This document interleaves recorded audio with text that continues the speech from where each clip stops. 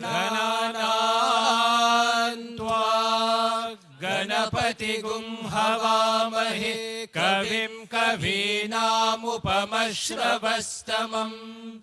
ज्येष्ठराजं ब्रह्मणस्पत आनशृण्वन्नोतिभिः सेदसादनम्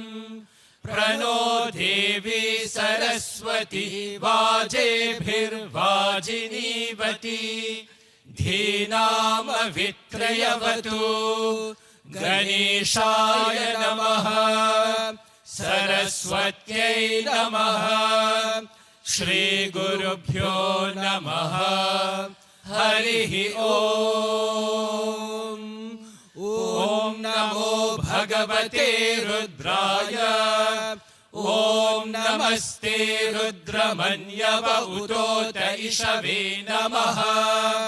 नमस्ते अस्तु धन्वने बाहुभ्यामुत ते नमः यात इषुः शिवतमा शिवं बभूवते धनुः शिवा शरव्या यातवतयानो रुद्रमृगया याते रुद्रशिवा तनूरघोरा पापकाशिनी तया नस्तनुभाषन्तमया गिरिशन्ताभिचाकशीः यामिषुं गिरिशन्तहस्ते बिभर्षस्तवे शिवाङ्गिरित्रतां कुरु माहि गुंसि पुरुषं जगत् शिवेन वचसा त्वा गिरिशाच्चावदामसि यथा नः सर्वमिज्जगदयक्ष्मगुं सुमना असत् अद्य वोचदधिवक्ता प्रथमो दैव्योऽभिषक् अहेगुश्च सर्वान् जम्भयन् सर्वाश्च यातु धान्यः असौ यस्ताम्रो अरुण उत बभ्रुः सुमङ्गलः ये चेमागुं रुद्रा अभितो दिक्षुश्रिता सहस्रशो वैशागुं हेदयीमहे असौ यो वसर्पति नीलग्रीवो विलोहितः उतैनं गोपा अदृशन्नदृशन्नुदहार्यः उतैनं विश्वा भूतानि सदृष्टो मृदयातिनः नमो अस्तु नीलग्रीवाय सहस्राक्षाय मीधुषे अथो ये अस्य सत्त्वानोऽहं तेभ्यो करन्नमः प्रमुञ्च धन्वनस्त्वमुभयोरात्नियोजाम् याश्च ते हस्त इषवः पराता भगवो वप अवतत्यधनुस्त्वगुं सहस्राक्षशते शुधे निशीर्य शल्यान्नामुका शिवो न सुमना भव विज्जं धनुः कपर्दिनो विशल्यो बाणवागुम् उत अनेशन्नस्येषव आभुरस्य निशं गतिः याते हेतिर्मेधुष्टमहस्ते बभूवते धनुः तयास्मान् विश्वतस्त्वमयक्ष्मया परिभुजा नमस्ते अस्त्वायुधाय नातताय धृष्णवे उभाभ्यामुत ते नमो बाहुभ्यां तव धन्वने परिते धन्वनो हेतिरस्मान् वृणक्तु विश्वतः अथो य इषुधिस्तवारे अस्मन्निदेहितम् नमस्ते अस्तु भगवन् विश्वेश्वराय महादेवाय त्र्यम्बकाय त्रिपुरान्तकाय त्रिकाग्निकालाय कालाग्निरुद्राय नीलकण्ठाय मृत्युञ्जयाय सर्वेश्वराय सदाशिवाय श्रीमन्महादेवाय नमः नमो हिरण्यबाहवे सेनान्ये दिशाञ्च पतये नमो नमो वृक्षेभ्यो हरिकेशेभ्यः पशूनां पतये नमो नमः सस्पिञ्जराय त्विषेमते पथीनां पतये नमो नमो बब्लुषाय विव्याधिने नानां पतये नमो नमो हरिकेशायोपवीतिने पुष्टानां पतये नमो नमो भवस्य हेत्यै जगतां पतये नमो नमो रुद्राय तथा विनिक्षेत्राणां पतये नमो नमः सूताय हन्त्याय वनानां पतये नमो नमो रोहिताय स्थपतये वृक्षाणां पतये नमो नमो मन्त्रिणे वाणिजाय कक्षाणां पतये नमो नमो भुवन्तये वारिवस्कृताय औषधीनां पतये नमो नम उच्चैर्घोषाय क्रन्दयते पत्तीनां पतये नमो नमः कृत्स्नवेदाय धावते सत्त्वनां पतये नमः नमः सहमानाय निव्याधिनीनां पतये नमो नमः ककुभाय निषङ्गिने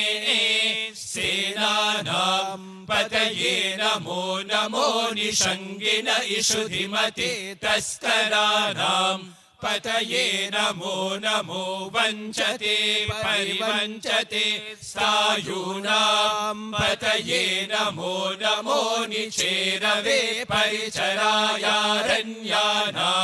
पतये नमो नमः श्रिकाविभ्यो जिघागुंसद्भ्यो मुष्णतां पतये नमो नमोऽसिमद्भ्यो नक्तं चरद्भ्यः प्रकृन्तानां पतये नमो नम उष्णीषिणे गिरिचराय कुलुञ्चानां पतये नमो नम इषुमध्यो धन्वा विद्यश्च वो नमो नम आतन्वानेभ्यः प्रतिदधानेभ्यश्च वो नमो नम आयच्छद्भ्यो वृषिजद्भ्यश्च वो नमो नमोऽस्यद्भ्यो विद्यद्भ्यश्च वो नमो नम आसीनेभ्यः शयानेभ्यश्च वो नमो नमः स्वपद्भ्यो जाग्रद्भ्यश्च वो नमो नमस्तिष्ठद्भ्यो धावद्भ्यश्च वो नमो नमः सभाभ्यः सभापतिभ्यश्च वो नमो नमो अश्वेभ्यो अश्वपतिभ्यश्च वो नमः नम आव्याधिनीभ्यो विविद्यन्तीभ्यश्च वो नमो नम उगनाभ्यस्त्रिगुंहतीभ्यश्च वो नमो नमो गृत्सेभ्यो गृत्सपतिभ्यश्च वो नमो नमो व्रातेभ्यो व्रातपतिभ्यश्च वो नमो नमो गणेभ्यो गणपतिभ्यश्च वो नमो नमो विरूपे विश्वरूपेभ्यश्च वो नमो नमो महद्भ्यः क्षुल्लकेभ्यश्च वो नमो नमो रथिभ्यो रथेभ्यश्च वो नमो नमो रथेभ्यो रथपतिभ्यश्च वो नमो नमः सेनाभ्यः सेनानिभ्यश्च वो नमो नमः क्षत्रिभ्यः सङ्ग्रहेतृभ्यश्च वो नमो नमस्तक्षद्भ्यो रथकारेभ्यश्च वो नमो नमः कुलालेभ्यः कर्मारेभ्यश्च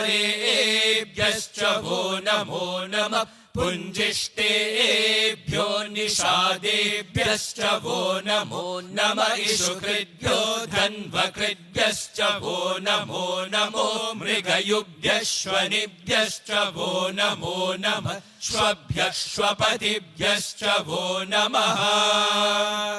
नमो भवाय च रुद्र रुद्राय च नमः शर्वाय च पशुपतये च नमो नीलग्रीवाय च शितिकण्ठाय च नमः कपर्दिने च व्युप्तकेशाय च नमः सहस्राक्षाय च शतधन्वने च नमो गिरिशाय च शिपिविष्टाय च नमो मीदुष्टमाय चेषुमते च नमो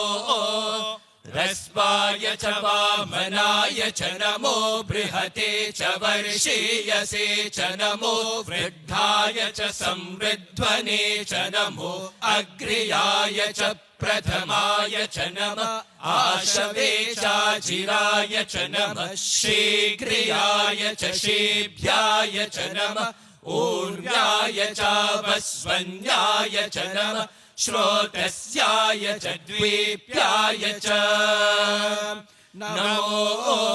ज्येष्ठाय च कनिष्ठाय च नमः पूर्वजाय चापरजाय च नमो मध्यमाय चापगल्भाय च नमो जघन्याय च बुध्नियाय च नमः सोऽभ्याय च प्रतिसर्याय च नमो याम्याय च क्षेम्याय च नमः उर्वर्याय च खल्याय च नमः श्लोक्याय चावसान्याय च नमो वन्याय च कक्षाय च नमः श्रवाय च प्रतिश्रवाय च नमः आशुषेणाय चाशुरथाय च नमः शूराय चावभिन्दते च नमो वर्मिने च वरूथिने च नमो बिल्मिने च कवचिने च नमः श्रुताय च श्रुतसेनाय च नमो दुन्दुभ्याय चाहनन्याय च नमो धृष्णवे च प्रमृषाय च नमो दूताय च प्रहिताय च नमो निषङ्गिने चेषुधिमते च नमस्तीक्ष्णे शवे चायुधिने च नमः स्वायुधाय च सुधन्वने च नमः श्रुत्याय च पत्याय च नमः कात्याय च नीप्याय च नमः सूद्याय च सरस्याय च नमो नाभ्याय च वैशन्ताय च नमः कूप्याय च वट्याय च नमो वर्षाय च वर्षाय च नमो मेघ्याय च विद्युत्याय च नमः ईद्रियाय च तप्याय च नमो वात्याय च रेश्म्याय च नमो वास्तव्याय च वास्तुपाय च ॐ हर हर हर हर ॐ नमः सोमाय च रुद्राय च नमः ताम्राय चारुणाय च नमः शङ्गाय च पशुपतये च नमः उग्राय च भीमाय च नमो अग्रे वधाय च दूरे वधाय च नमो हन्त्रे च हनीयसे च नमो वृक्षेभ्यो हरिकेशेभ्यो नमस्ताराय नमः शम्भवे च मयो भवे च नमः शङ्कराय च मयस्कराय च नमः शिवाय च शिवतराय च नमस्तेत्याय च कूल्याय च नमः पार्याय च वार्याय च नमः प्रतरणाय चोत्तरणाय च नमः आताल्याय च लाद्याय च नमः षष्प्याय च भेन्याय च नमः सिकत्याय च प्रवाद्याय च नमः इरिण्याय च प्रपद्याय च नमः किगुंशिलाय च क्षयनाय च नमः कपर्दिने च पुलस्तये च नमो गोष्ठ्याय च गृह्याय च नमस्तल्प्याय च गिह्याय च नमः कात्याय च गह्वरेष्ठाय च नमो हृदयाय च निवेश्याय च नमः पागुंसव्याय च रजस्याय च नमः शुष्क्याय च हरित्याय च नमो लोप्याय चोलप्याय च नमः ऊर्व्याय च शूर्म्याय च नमः पर्ण्याय च पर्णशद्याय च नमो पगुरमाणाय चाभिघ्नते च नमः आखिदते च प्रखिदते च नमो वर्किरिकेभ्यो देवानागुं हृदयेभ्यो नमो विक्षेणकेभ्यो नमो विचिन्वत्केभ्यो नम आनिर्हतेभ्यो नम आमीवत्केभ्यः द्राभे अन्धसस्पदे दरिद्रन्नीललोहिता येषां पुरुषाणाम् येषां पशूनां मा भेर्मा रोमो येषां किञ्चनाममत या ते रुद्र शिवा तनु शिवा विश्वाह भेषजे शिवा रुद्रस्य भेषजे तया नो मृदजीवसे इमागुं रुद्राय तवसे कपर्दिने क्षयद्वीराय प्रभरामहे मतिम् यथा नः शमसद्विपदे चतुष्पदि विश्वं पुष्टं ग्रामे अस्मिन्ननातुरम् मृदानो रुद्रो तनो मयस्कृति क्षयद्वीराय नमसा विधेमते यच्चं च योश्च मनुराय जे पिता तदश्याम तव रुद्र प्रणीतो मानो महान्तमुत मानो अर्भकं मान उक्षन्तमुत मान उक्षितम् मानो वधी पितरं मोत मातरं प्रियामानस्तनुवो रुद्ररीरिषः मानस्तोके तनये मान आयुषि मानो गोषु मानो अश्वेषु रीरिषः वीरान् मानो रुद्रभामितो बधिर्हविष्मन्तो नमसा विधेमते आराते गोग्न उत पूरुषग्ने क्षयद्वीराय सुम्नमस्मे ते अस्तु रक्षा च नो अधि च देव ब्रूयता च नः शर्म यच्च द्विबर्हाः स्तुहि श्रुतं गर्तसदयुवानं मृगन्न भीममुपहत्नुमुग्रम् मृदा चरित्रे रुद्रस्तवानो अन्यन्ते अस्मन्निवपन्तु सेनाः परिनो रुद्रस्य हेतिर्वृणक्तु परित्वेषस्य दुर्मतिरघायोः अवस्थिरा भगवद्यस्तनुष्वमेध्वस्तोकायतनयाय मृडय मेधुष्टमशिवतमशिवो नः सुमना भव परमे वृक्ष आयुधन्निदाय कृत्तिं वसान आचर पिनाकं बिभ्रदागहि विकिरिद विलोहित नमस्ते अस्तु भगवः यास्ते सहस्रगुं हेतयोन्यमस्मन्निवपन्तु ताः सहस्राणि सहस्रधा बाहुवोस्तव हेतयः तासामीशानो भगव पराचीनामुखाकृति सहस्राणि सहस्रशो ये रुद्रा अधिभूम्याम् तेषागुं सहस्रयोजने वधन्वानि तन्मसि अस्मिन् महत्यर्णवे एन्तरिक्षे भवा अधि नीलग्रीवाशितिकन्धाः शर्वा अधः क्षमाचराः नीलग्रीवाशितिकन्धादिवगुं रुद्रा उपश्रिताः ये वृक्षेषु सस्पिञ्जरा नीलग्रीवा विलोहिताः ये भूतानामधिपतयो विशिखासक्रपर्दिनः ये अन्नेषु विविद्यन्ति पात्रेषु पिबतो जनान ये पथां पथिरक्षय ऐलभृदा यव्युदः ये तीर्थानि प्रचरन्ति श्रिकावन्तो निषङ्गिनः य एतावन्तश्च भूयागुंसश्च दिशो रुद्रावितस्थिरे तेषागुं सहस्रयोजने वधन्वानि तन्मसि नमो रुद्रेभ्यो ये पृथिव्यां येऽन्तरिक्षे ये दिवि येषामन्नं वातो वर्षमिषभस्तेभ्यो दश प्राचीर्दश दक्षिणा दश प्रतीचिर्दशोदीचिर्दशोर्ध्वास्तेभ्यो नमस्ते नो मृदयन्तु तेयं विष्मो यश्च नो द्वेष्टितं भोजं वेदधामि त्र्यम्बकं यजामहे सुगन्धिं पुष्टिवर्धनम् उर्वारुकमिव बन्धनान् मृत्योर्मोक्षेयमामृतात्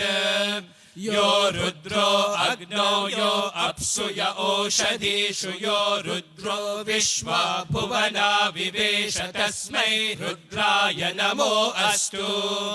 ये ते सहस्रमयुतं पाशा मृत्युमर्त्याय हन्तवे तान् यज्ञस्य मायया सर्वान् वयजामहे मृत्यवे स्वाहा मृत्यवे स्वाहा प्राणानां ग्रन्थिरसि रुद्रो मा विशान्तकः तेनान्येनाप्यायस्व नमो रुद्राय विष्णवे मृत्युर्मे पाहि तमुष्टु हि यस्विषुः सुधन्वायो विश्वस्य क्षयति भेषजस्य यक्ष्वा महेशो मनसाय रुद्रं नमो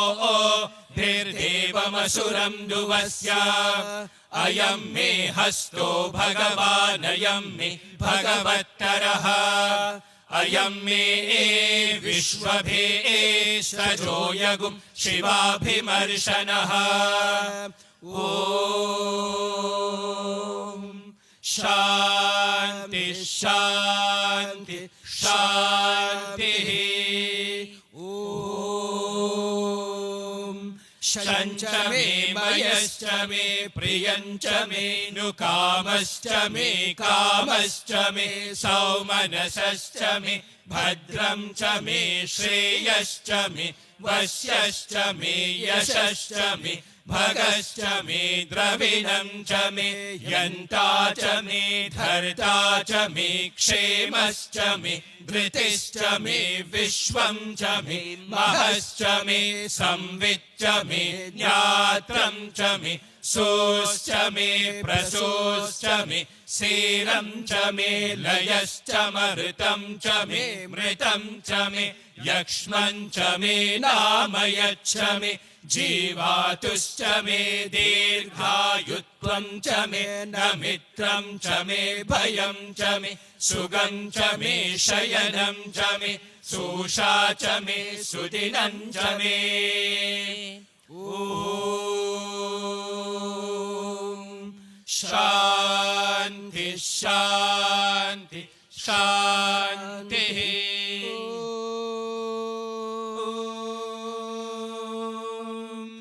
जातवेदसे सुनवामसो ममराति यतो निदहाति वेदः स नः पर्षदति दुर्गाणि विश्वा नावेव सिन्धुं दुरितात्यग्निः तामग्निवर्णां तपसा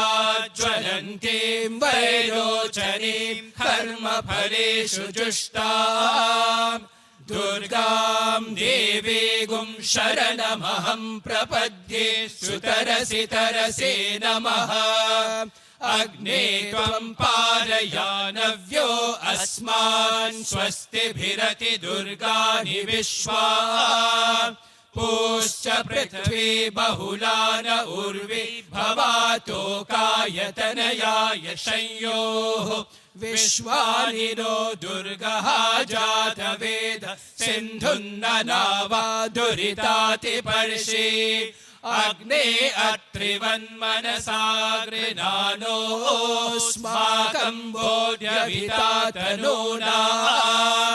पृतनाजितगुं सहमानमुग्रमग्निगुं हुवेम परमात् सदस्तात् स नः पर्षदति दुर्गाणि विश्वाक्षामद्देवो अतिदुरितात्यग्निः प्रत्नोषिकमेढ्यो अध्वरेषु सनाचहोता नव्यश्च सत्सि स्वाञ्चाग्ने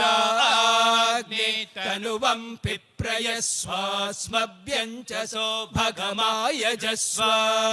गोभिर्जुष्टमयुजो निषिक्तं तवेन्द्र विष्णोरनुसञ्चरेम नाकस्य पृष्ठमभिसंवसानो वैष्णवीर्लोक इह मादयन्ताम् कात्यायनाय विद्महे कन्याकुमारि धीमहि तन्नो दुर्गिः प्रचोदयात् पुरुषस्य विद्मः सहस्राक्षस्य महादेवस्य धीमहि तन्नो रुद्रः प्रचोदयात् तत्पुरुषाय विद्महे महादेवाय धीमहि तन्नो रुद्रः प्रचोदयात् तत्पुरुषाय विद्महे वक्रतुण्डाय धीमहि तन्नो दन्तिः प्रचोदयात् तत्पुरुषाय विद्महे चक्रतुण्डाय धीमहि तन्नो नन्दिः प्रचोदयात् तत्पुरुषाय विद्महे महासेनाय धीमहि तन्नः षण्मुखः प्रचोदयात् तत्पुरुषाय विद्महे सुवर्णपक्षाय धीमहि तन्नो गरुडः प्रचोदयात् वेदात्मनाय विद्महे हिरण्यगर्भाय धीमहि तन्नो ब्रह्म प्रचोदयात् नारायणाय विद्महे वासुदेवाय धीमहि तन्नो विष्णुः प्रचोदयात् वज्रनखाय विद्महे तीक्ष्णदंष्ट्राय धीमहि तन्नो नारसिंहः प्रचोदयात् भास्कराय विद्महे महद्युतिकराय धीमहि तन्नो आदित्यः प्रचोदयात् वैश्वानराय विद्महे लालीलाय धीमहि तन्नो अग्निः प्रचोदयात्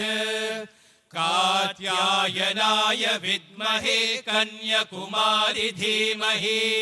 तन्नो दुर्गिः प्रचोदयात्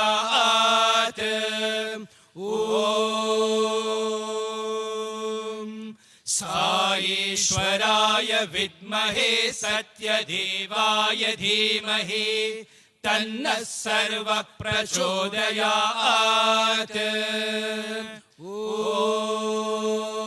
ॐ